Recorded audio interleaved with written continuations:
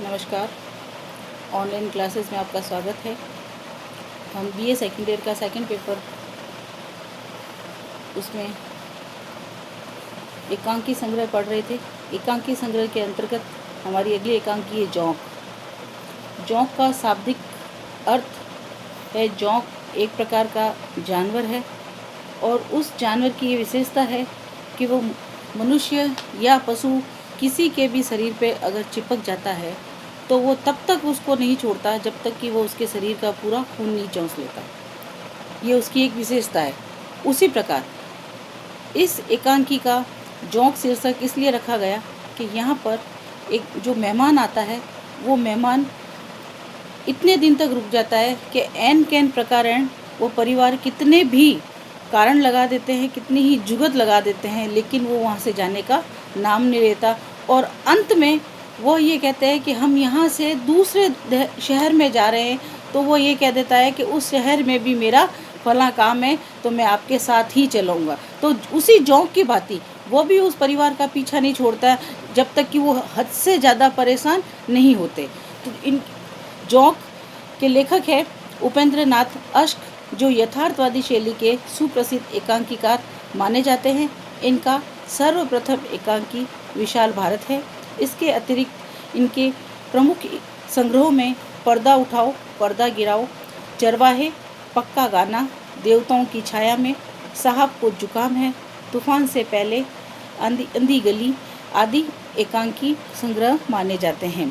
इसके अतिरिक्त इन्होंने 8 एकांकी, 32 कैसा साहब कैसा आया, कस्बे के क्रिकेट क्लब का उद्घाटन, मस्केबाजी का स्वर्ग आदि भी लिखे।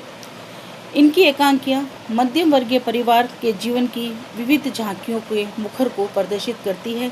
रंगमंच की दृष्टि से इनके एकांकी सफल माने जाते हैं, अर्थात इनके एकांकी को रंगमंच पर भी खेले जा सकते हैं, प्रदर्शित किए जा सकते हैं। अपने एकांकी में अश्क जी ने जीवन की विसंगतियों पर करारा व्यंग्य किया, यानी जो मध्यम वर्गीय परिवार है और उनके जीवन में जो समस्याएं आती है, उन समस्याओं को, उन विसंगतियों को, जो उनके दुख तकलीफ दिक्कतें आती है, उन पे करारा व्यंग्य के रूप में बताया गया है कि वो उनको किस प्रकार सुलझाते हैं और अपने जीवन में किस प्रकार संघर्ष करते हैं। स्थापत्य संतुलन इनके नाटक की प्रमुख विशेषता रही। अश्क द्वारा रचित जोंक एक प्रहसन एकांकी है। प्रहसन एकांकी का अर्थ होता है जो एक ही जगह पर, एक ही स्थान पर बनाया गया नाटक। प्रहसन चाहे नाटक हो चाहे एकांकी हो, उसे प्रहसन कहा जाता है, जहाँ पर स्थान परिवर्तन को नहीं बताया जाता है। और जोंक जो एकांकी है वो एक ही परिवार में और एक ही कमरे में बनाया हुआ एकांकी है। इसमें दिखाया गया है कि कोई मेहमान 8 दिन किसी परिवार में आकर जोंक की भांति चिपक जाते हैं और ना जाने का नाम नहीं लेते। भोलानाथ जी के घर इसी प्रकार बिन बुलाया मेहमान बनवारी लाल बार बार आता है और भोलानाथ शिष्टाचारवंश उसकी मेजबानी करता हुआ परेशान हो जाता है। वह अपने मित्र आनंद के साथ मिलकर उस जोंक रूपी मेहमान को भगाने के लिए जो जो उपाय करते हैं वह सभी निष्फल होते जाते हैं। अंत में उससे पीछा छुड़ाने के लिए भोलानाथ घर में ताला लगाकर पत्नी सहित शहर छोड़कर गुरदासपुर के लिए रवाना होते हैं। तो बनवारी गुरदासपुर में भी म्यूनसिपैलिटी कमेटी में अपना काम बताकर उनके साथ रवाना हो जाता है। इस प्रकार एक जोंक के भांति बनवारी लाल भोलानाथ और कमला का खून चूसने के लिए चिपका रहता है। कथानक के रूप में प्रहसन एकांकी जोंक में मध्यम वर्गीय मानसिकता और विवस्था जन्य परिस्थितियों का चित्रण किया गया। मध्यम वर्गीय परिवार में अतिथि सम्मान सर्वोपरि माना जाता है। अतः इसी परंपरा के निर्वाह के लिए आज के युग में जब इन परिवार के पास रहने के स्थान नहीं, इस पर भी अत्यधिक महंगाई की भार और ये लोग समाज में अपनी प्रतिष्ठा बचाने के चक्कर में अतिथियों की खूब मेजबानी भी करते हैं। अतिथि इनके लिए मनोवृत्ति से परिचित होते हैं, इसीलिए वह अवसर लाभ उठाकर कई दिनों तक मेजबान के घर में रहकर मौज मस्ती मनाते हैं। कई दिन तक मेजबान के घर में रहकर मौज मस्ती मनाने से मध्यम वर्गीय परिवार की इसी मनोवृत्ति की आधार भूमि बनाकर अश्क जी ने जोंक एकांकी की रचना की। भोलेनाथ के घर उससे मिलने और अपने कुछ आवश्यक कार्य को पूरा करने के उद्देश्य से प्रोफेसर आनंद वहीं ठहरे हुए हैं। अचानक भोलानाथ घबराया हुआ प्रोफेसर आनंद के पास आकर जोंक की भांति चिपकने वाले हम वतनी अर्थात कि उनके साथ उन्हीं के शहर में उन्हीं के वतन में रहने वाला बनवारी के घर में आने की खबर देता है। प्रोफेसर आनंद के पूछने पर भोलेनाथ बनवारी के बारे में विस्तार से बताता है। भोलेनाथ के भाई का कोई परिचित है और उसके पैतृक शहर राहु का बासिंदा है। यहाँ वह किसी काम के सिलसिले में आकर आता जाता रहता है। वह जब भी आता है भोलेनाथ के घर ही ठहरता है और कई कई दिनों तक जाने का नाम भी नहीं लेता। भोलानाथ इस बार प्रोफेसर आनंद की सहायता से इस मुसीबत को टालने की कई योजनाएं बनाते हैं, लेकिन प्रोफेसर आनंद को एक उपाय सूझता है और वह भोलेनाथ से कहते हैं कि बनवारी के अंदर आते ही उससे कह देना मुझे भूख नहीं, मैं उपवास रखने के बहाना कर दूंगा। और कमला लिहाफ अर्थात रजाई ओढ़कर सो जाती है और बीमार होने का नाटक करती है। इस प्रकार हम इस मुसीबत को टाल देंगे। किंतु कमला, भोलेनाथ और बनवारी अपने बनाए हुए बहाने के अनुसार अभिनय करते हैं, लेकिन चालाक बनवारी अपना स्वयं भोजन बनाने के लिए तैयार हो जाता है और सारी सामग्री साथ लेकर आ जाता है और भोजन बनाने लग जाता है। इधर जब प्रोफेसर आनंद का उपाय कामयाब नहीं होता तो उन्होंने दूसरा उपाय सोचा और उसके अनुसार वो भोलेनाथ और कमला को बाहर भेज देते हैं और उसके अनुसार वह बनवारी से कहते हैं कि कमला की तबीयत अधिक बिगड़ गई। भोलेनाथ उसे पीहर छोड़ने चले गए, लेकिन बनवारी फिर भी जाने वाला कहाँ था। उसे इस बात की बिल्कुल भी परवाह नहीं थी।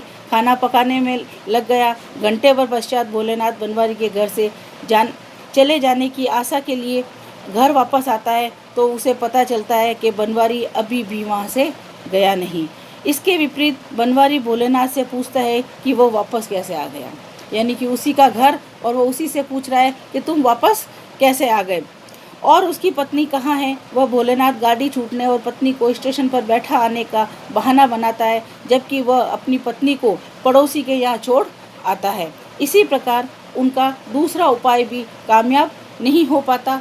भोजन के उपरांत जब बनवारी पान खाने बाहर चला जाता है तो भोलेनाथ और आनंद उसके सामान को बाहर रख देते हैं। प्रोफेसर आनंद घर के अंदर रहता है और भोलानाथ बाहर से ताला लगाकर स्वयं अपनी पत्नी के पास चला जाता है, लेकिन बनवारी फिर भी वहां से जाने का नाम नहीं लेता और इसके विपरीत वह भोलेनाथ के कमरे के बाहर इस प्रकार चारपाई डालकर सो जाता है जैसे कि किवाड़ खोलकर ना कोई अंदर जा सके ना कोई बाहर आ सके, क्योंकि जब भी अगर किवाड़ खुलेगा तो उसे ज़रूर पता चल जाएगा कि अंदर से कोई आ रहा है या बाहर से कोई आ रहा हो।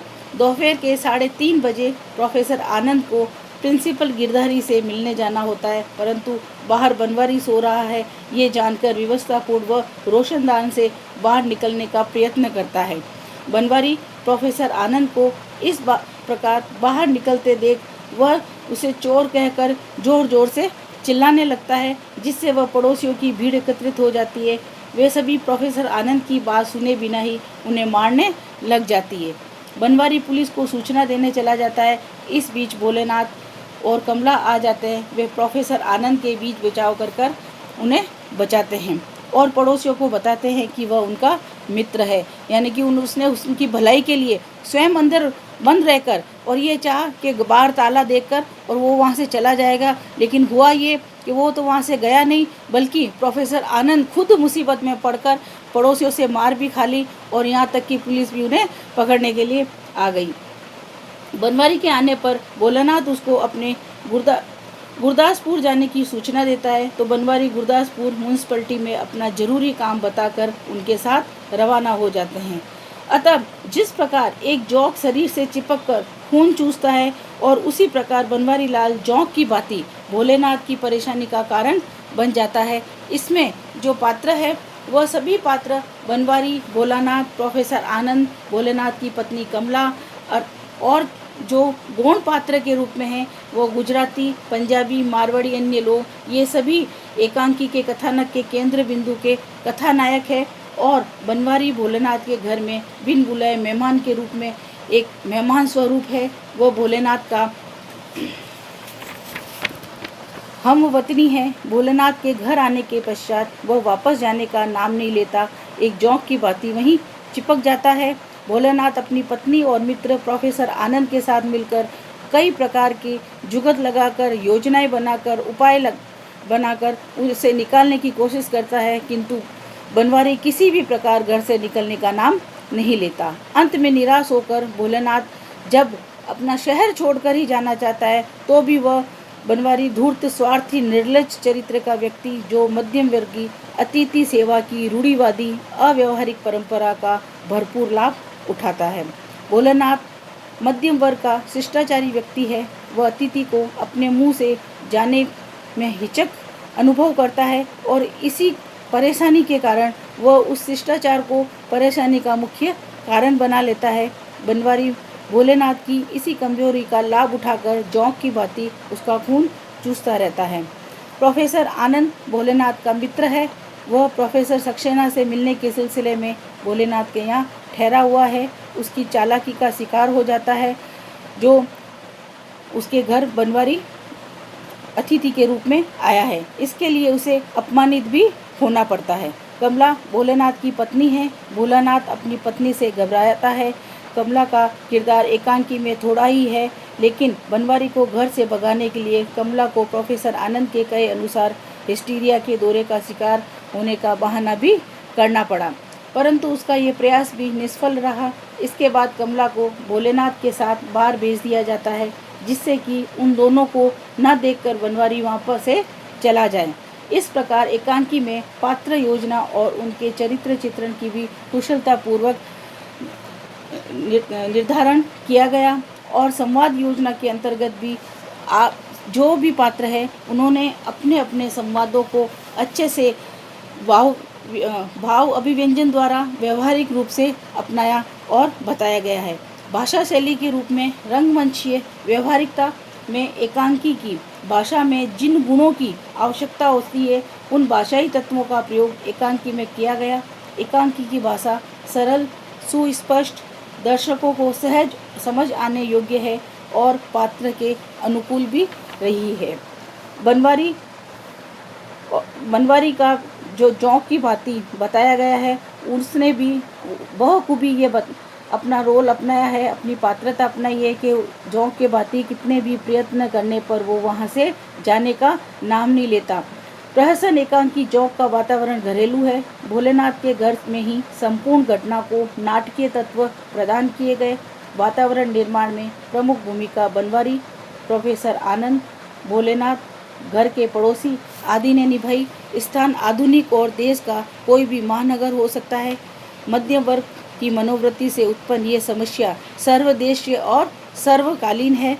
इस प्रकार एकांकी एक सामाजिक समस्या मूल एकांकी को आज के परिवेश में तथा सामाजिक वातावरण में प्रस्तुत करने में पूर्ण सफल रहा। जो उद्देश्य एकांकी का रखा गया, जोंक एकांकी में उस उद्देश्य को स्पष्ट भी किया है। एकांकी ने सफलता प्राप्त की। मध्यम वर्गीय शिष्टाचार प्रदर्शन और अतिथि सेवा की मनोवृत्ति का लाभ उठाकर जोंक की भांति चिपक जाने वाले अनचाहे अतिथियों का एकांकी द्वारा पर्दाफाश करना इसका मुख्य उद्देश्य रहा।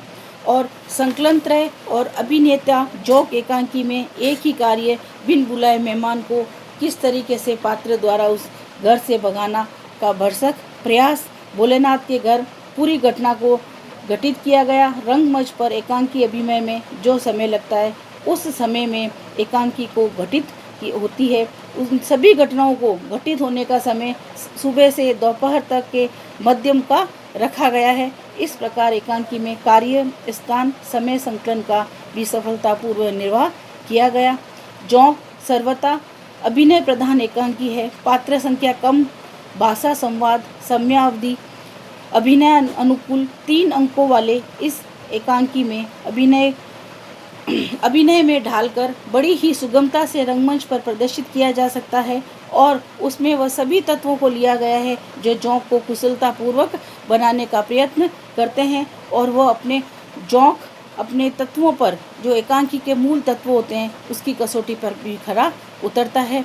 इस प्रकार लेखक ने ये बताना चाहा है कि हमारे जो संस्कारों में, हमारे जो संस्कृति में जो मेहमानों को भगवान का रूप माना जाता है, वही भगवान हमारी किसी भी मुसीबत को किस तरह से फ़ायदा उठाता है और फ़ायदा उठाकर वो चाहे किसी भी प्रकार से हम उसके आगे बहाने बना लेते हैं, लेकिन फिर भी वो हमारी मजबूरी को नहीं समझ पाता। उसे तो जितने दिन तक यहाँ रहना होता है वो उतने दिन तक ही यहाँ रहता है, और जो हमारे अतिथि की सेवा भाव की जो भावना है उसका गलत फ़ायदा उठाकर वो अपने कार्य करता रहता है। और वैसे भी हमारे यहाँ कहावत है कि एक दिन का मेहमान 2 दिन का भाई, तीसरे दिन ये मेहमान तेरी अक्ल कहाँ गई। क्योंकि एक दिन अगर कोई रहता है तो हम उसे अतिथि मान कर रख सकते हैं। अगर घर का निकट का कोई है तो हम उसे 2 से 3 से 4 दिन तक रख सकते हैं। अगर इसके अतिरिक्त व्यक्ति कोई मेहमान बन कर रहना चाहता है तो वो ना तो मेहमान हो सकता है और न ही आपसी रिश्ते का कोई रिश्तेदार हो सकता है। तो फिर उसे खुद को सोचना चाहिए कि हम किसी के यहाँ पर रुकते हैं तो हमें किस प्रकार और कितने दिन तक रुकना चाहिए। और यहीं पर ये जोंक एकांकी समाप्त होता है।